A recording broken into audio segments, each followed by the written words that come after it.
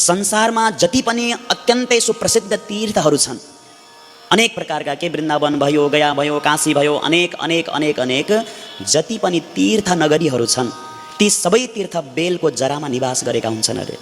बेलको रुख त्यसको जरामा, तानी सर्वाणि तीर्थानि बिल्ल मूले वसन्तिहि, बेलको वृक्षको त्यो जरामा संसारभरिका तीर्थहरू त्यहाँ बसेका हुन्छन्। जुन पुण्यात्माले, जुन भक्तले, जुन सत्पात्रले बेलको जरामा अथवा फेदमा लगेर पूजा गर्दछ, जल चढाउने गर्दछ, उसले संसारभरिका देवी देवतालाई पूजा गरेको जस्तै त्यसले फल प्राप्त गर्ने गर्दछ।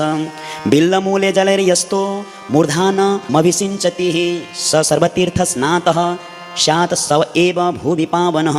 त्यो अत्यन्तै पावन हुने गर्दछ त्यहाँ लगेर जल चढाउनाले, त्यहाँ सिञ्चित गर्नाले त्यो अत्यन्तै परम र पवित्र बन्ने गर्दछ। त्यति मात्रै होइन, जसको घरमा विवाह भएको धेरै समय भइसक्यो, सन्तान र सन्तति छैनन् भने पनि, हेर्नुहोस् है बेलपत्रको महत्त्व, सन्तान र सन्तति यदि भएका छैनन् भने पनि पूजयत बिल्ल मूलम यो गन्ध पुष्पादिभिर्नरः शिवलोकमवाप्नोते सन्ततिर्वर्धते सुखम।